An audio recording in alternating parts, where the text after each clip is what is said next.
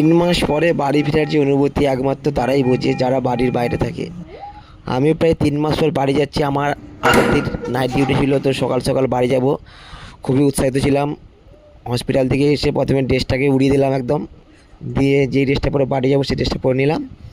দেন আমার ট্রলি ব্যাগটা গোছানোই ছিল, আর ব্যাগটার মধ্যে দু একটা জামা প্যান্ট নিয়ে নিলাম বাড়িতে এসে পরার জন্য।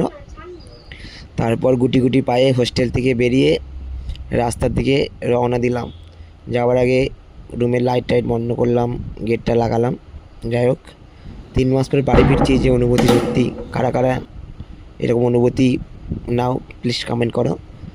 তো আজকে সকালে আসার সময় 9টা বাজছিল, কিন্তু বাট কুয়াশা অনেক বেশি ছিল। দেখতে পাচ্ছ কুয়াশাটা এখনও চারিদিকে ঘিরে গেছে। তারপর স্টেশনে আসলাম, বর্ধমান টিকিট কাটলাম, দেন ট্রেনে করে ডাইরেক্ট বর্ধমান। ওখান থেকে টোটোয় করে নেমে 10 টাকা ভাড়া দিয়ে বাসে করে ঘাটাল এসে বাড়ি ছিল। আমি বর্ধমান রেলওয়ে স্টেশন, আমি 10টার সময় বর্ধমানে নেমেছিলাম, 9টার সময় উঠেছিলাম। 1 ঘন্টা লেগেছিলো রাজবাড়ি থেকে বর্ধমান আসতে।